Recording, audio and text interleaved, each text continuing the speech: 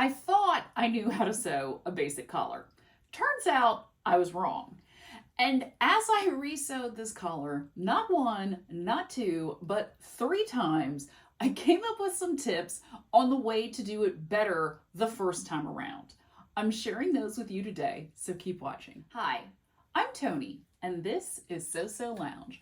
I'm super excited we're hanging out together today.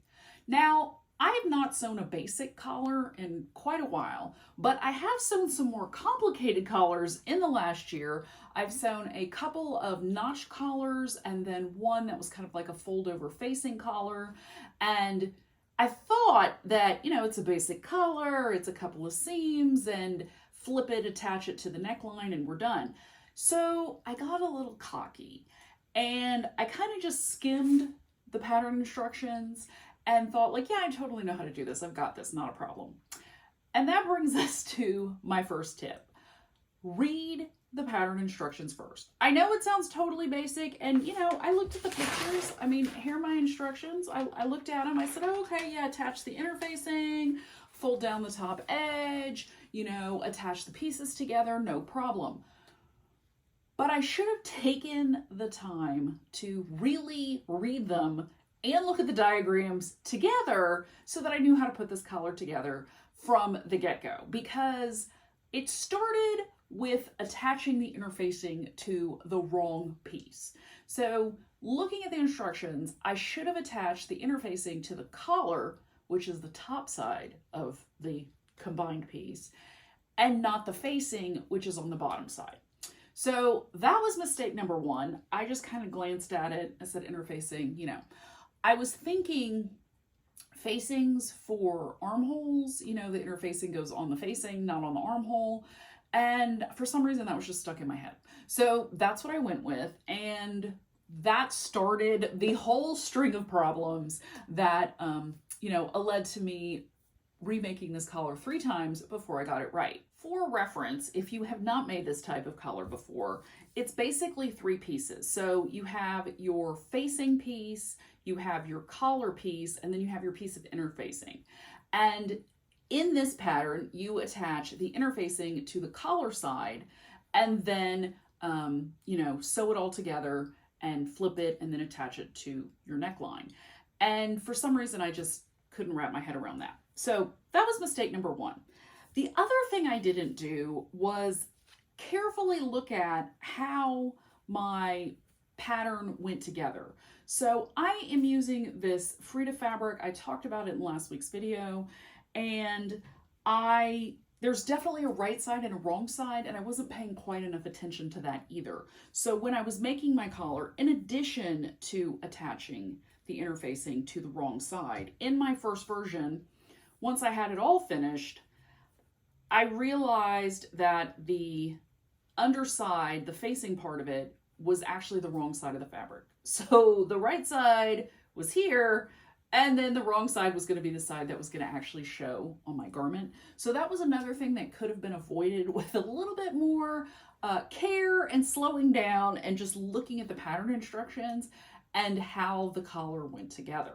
So the next problem, which brings me to tip number 2, is how you sew the collar together. Because if you look at the instructions, it basically implies that you go down one side across the bottom of the collar and then up the other side.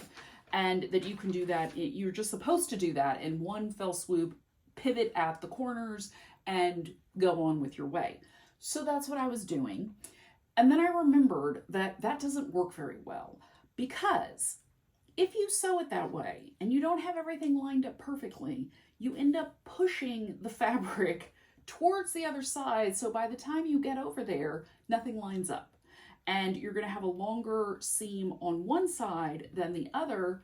And your collar is going to be off, either off grain or off in that, it's shorter on one side than the other. And that's going to cause problems when you go connect it to your neckline a little bit later in the process.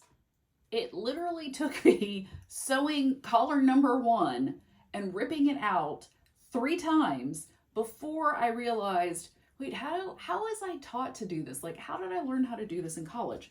So the way that I came up with it in college, which is probably the last time I sewed this type of collar, was to match the top pieces along the notches. And this is going to be the edge that gets connected to the neckline. So you match those notches here, okay? And then you match the bottom edge and you sew that first. I know that sounds crazy. It's not exactly the way that the instructions tell you to do it, but if you do it that way, this bottom edge seam will be smooth and it will be attached properly. And then you can go back and sew the side that you would have sewn first, and then from the bottom edge, sew back towards the other side. So you can do the sides after the fact. When you sew it that way, everything stays where it's supposed to be. You get that bottom seam in first, so you're not pushing the fabric to either side, and you don't have to worry about, you know, getting it off grain or getting those edges mismatched. So that was something that took me a while to figure out. And now that I have remembered it, I guess, because I knew how to do this once, it really makes a huge difference. So you may be thinking like, okay, Tony, that's great, but why do you still have the second collar if you figured it out on the first collar? Well, the problem with the first collar is I had the wrong pieces sewn together. And I didn't realize that. Like once I got it all nice and smooth and I was ready to turn it, that's when I realized that I didn't have the right pieces together. Which brings me to my third tip. Don't trim the seam allowances until after you make sure you've put your collar together correctly. Because if I had realized that this piece was wrong and it was in the wrong way, and I hadn't trimmed my seam allowances, I could have just ripped it out for the fourth time and put it back together. But I didn't. And once I trim those seam allowances, it's just going to be a pain to get everything all lined up correctly to redo it. So I started with collar number 2. And collar number 2 would have been okay, but I was still making it attaching the interfacing to the wrong side. So when I remade it the second time, I did that. And the problem was, oh wait, that's collar number 1. Sorry, I got them mixed up. The problem is that I was trying to save fabric. And so I cut the collar part on the diagonal grain instead of on the horizontal grain, which is what everything else was cut on.